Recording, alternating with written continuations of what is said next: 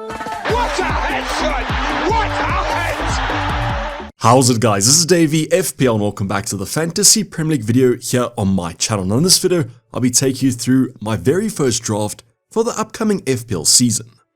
So if you guys are absolutely hyped, FPL just launched a few hours ago. Unfortunately, I was in a work meeting. I've been working the whole day, and therefore my FPL ID doesn't look the best. So I guess congrats if you guys did get one of those 2-digit, maybe even 1-digit FPL IDs. But as long as my FPL rank at the end of the season does look good, I'm not going to be complaining.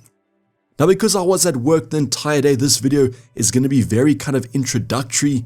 I basically created this draft a few minutes ago with my initial reactions, so don't hate on it too much if you don't think it's up to scratch.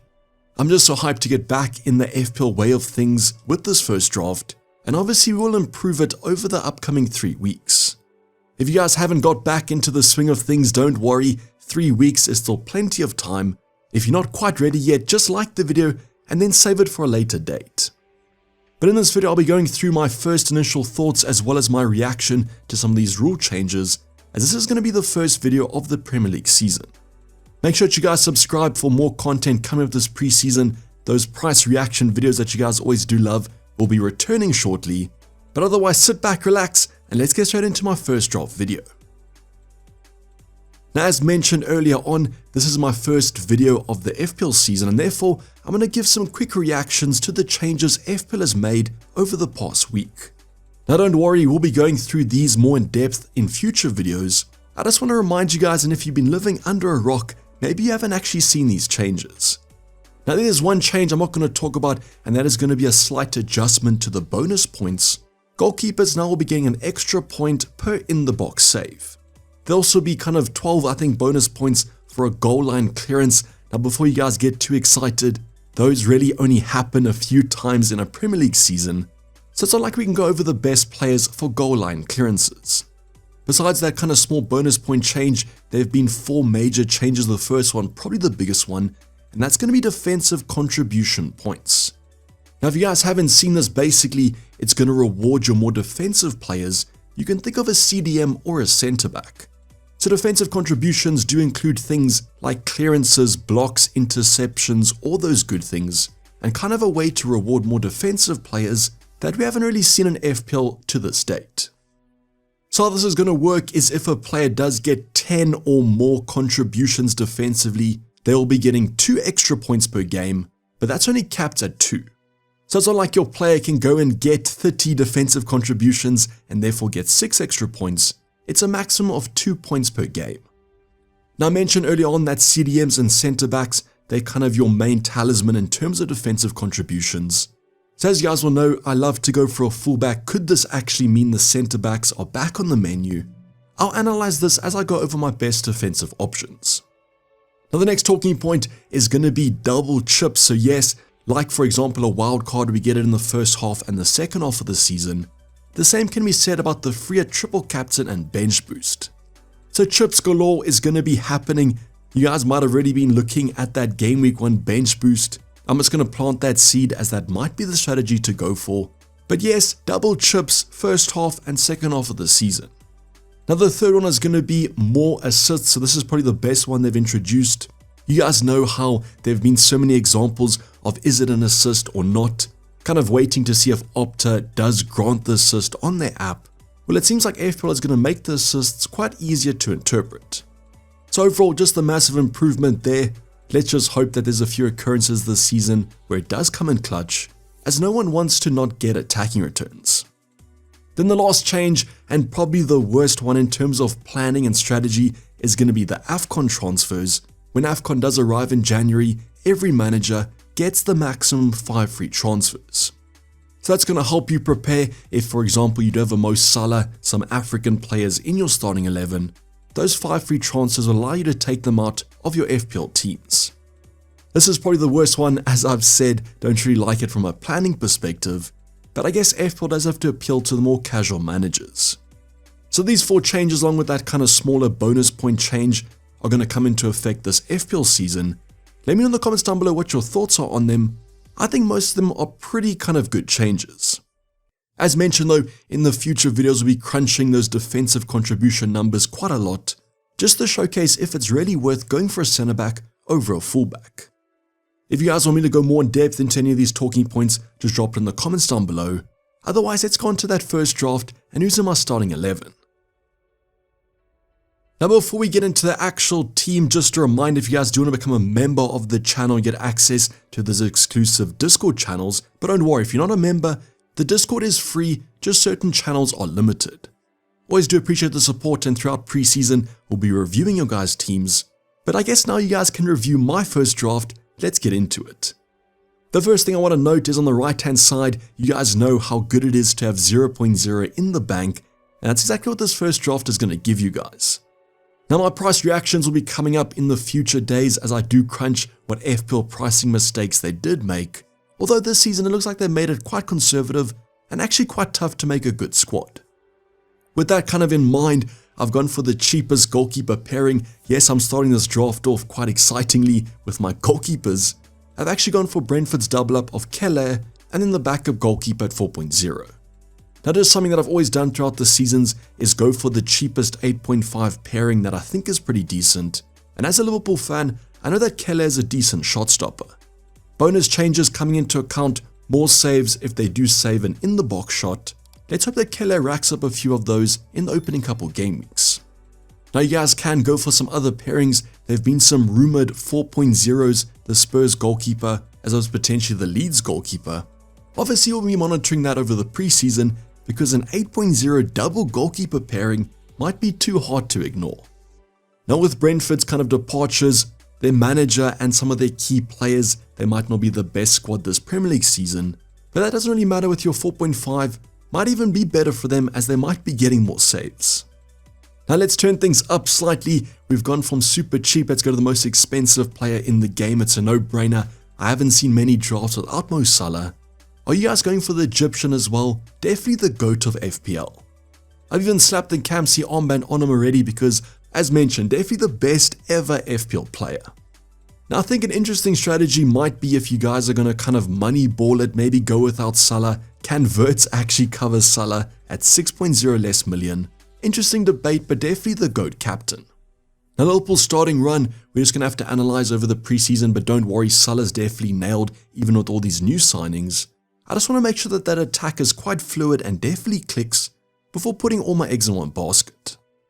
One of the teams that definitely has been clicking is going to be Chelsea, and therefore Cole Palmer, good fixture on upcoming 10.5, more expensive price tag, but I think he might be worth it, especially with all those set pieces and penalties.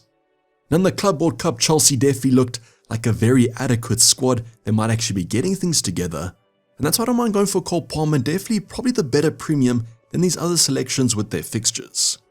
Now you guys can go cheaper for someone like a Saka or even a Bruno Fernandes.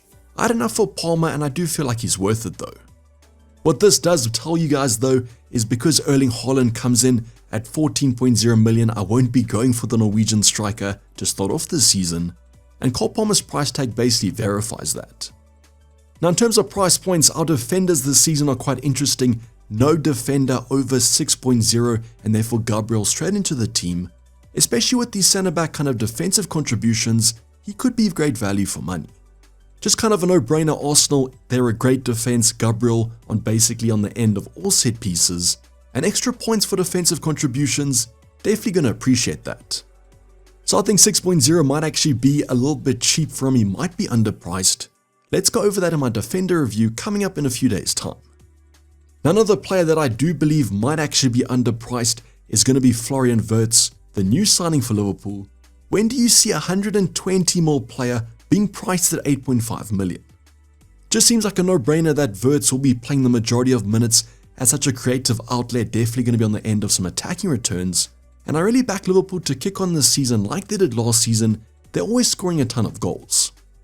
Now with some other premiums not having the best fixtures, I feel like Wirtz might be a banker for the start of the season, and we can always chop and change as the game weeks go on. Now I mentioned earlier that I am a Liverpool fan, you guys are going to see it here. I've also gone for Kerkez at 6.0 million. I just feel like he's the most nailed fullback at the moment. With these defensive changes, maybe Virgil van Dijk is the better option to actually look at. I just want to go back to my roots and choose a fullback in my back three. So definitely will be another 6.0, this could be Guardiola, Ait Nori, that sort of thing. just don't trust that Man City rotation. And with Robertson potentially leaving the club, I think Kirkes is more nailed than a Frimpong. You guys can let me know if you are a Liverpool fan as well what your expectations are. Don't worry though, tons of preseason still to come up. Frimpong did look pretty good against Stoke. Now with our backline and our midfielders almost completed, let's give some love to the forward department. My most expensive forward at the moment is going to be Jarrod Bowen. Now unfortunately with Bowen, he was reclassified as a forward. This kind of happens every Premier League season, FPL season, just watch out for it. Definitely going to hinder his points as a midfielder gets an extra point per goal, and Jarrod Bowen definitely was scoring a ton of them. Now might be slightly swayed because they do play Sunderland in game week 1, but I feel like he still could be good value at that 8.0 price tag. What this does more come down to is the forwards this season are pretty dismal as they were last season. I couldn't afford an Isaac, so Bowen I guess is next best. Now another almost no-brainer, I think he's the highest owned option at the moment, might be those auto-select squads though, it's João Pedro. If he is nailed as the Chelsea striker, 7.5 is an absolute steal.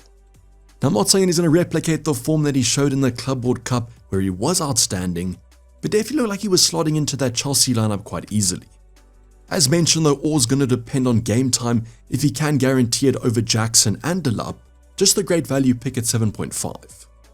Chelsea fixtures also not too bad to start the season off with, so I don't mind going for the double up. And as mentioned, the forwards this season are pretty disappointing. Now let's finish up our midfield department, and it's going to be the new signing for Spurs, Kudos at 6.5. If he is nailed, which it seems like he might be, I do think he's going to be great value. And Spurs also start off the season quite strong against Burnley. Now in this kind of 6.5 bracket, not many options. If you want to spend a bit more, you can go for maybe one of the Bournemouth midfielders if you think they're still going to do well. But I'm going to take a punt on Kudos, and he's also pretty popular. Like with Jarrod Bowen, might be swayed against that newly promoted fixture in game week 1.